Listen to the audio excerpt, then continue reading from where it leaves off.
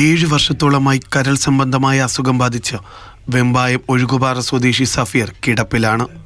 1 വർഷം മുൻപ് വരെ വെമ്പായത്ത് പച്ചക്കറി കച്ചവടം നടത്തിയാണ് സഫീർ കുടുംബവും ജീവിച്ചത്. 1 വർഷമാവും തീരെ കൂടിയിട്ട്. അത് നേരിട്ട് ഇതുവരെ കുഴപ്പമില്ല. ഇത്രയും ഇതായിട്ട് ഒരു 3 മാസത്തോളം ആവും. മെഡിക്കൽ കോളേജിൽ കാണുന്ന ഡോക്ടർ പറഞ്ഞു ഇത്രയും പെട്ടെന്ന് ലിവർ മാറ്റിവെക്കണമെന്ന്.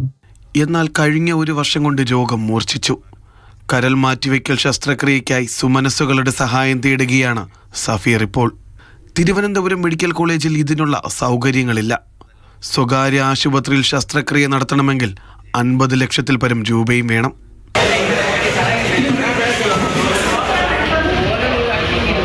സഫീറിൻ്റെയും കുടുംബത്തിൻ്റെയും അവസ്ഥ മനസ്സിലാക്കിയ നാട്ടുകാർ പണം സമാഹരിക്കാനായി ബിരിയാണി ചലഞ്ചിനായി ഒത്തുകൂടി. 10,000-ഓളം ബിരിയാണികൾ വിറ്റു. ഇതിൽ നിന്ന് ഏകദേശം 1 ലക്ഷത്തോളം രൂപയും സമാഹരിച്ചു. പക്ഷേ 50 ലക്ഷം എന്ന വലിയ തുകയിലെത്താൻ ഇതൊരു വഴിയേയല്ല. സഫീറിന് ജീവിക്കാൻ കരൾ മാറ്റിവെക്കണം. അതിന് സുമനസ്സുകളുടെ സഹായം അത്യാവശ്യമാണ്.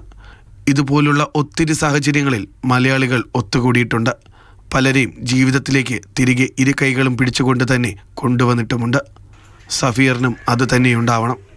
Jibin JB, Mathrubhumi news, Thiruvananthapuram.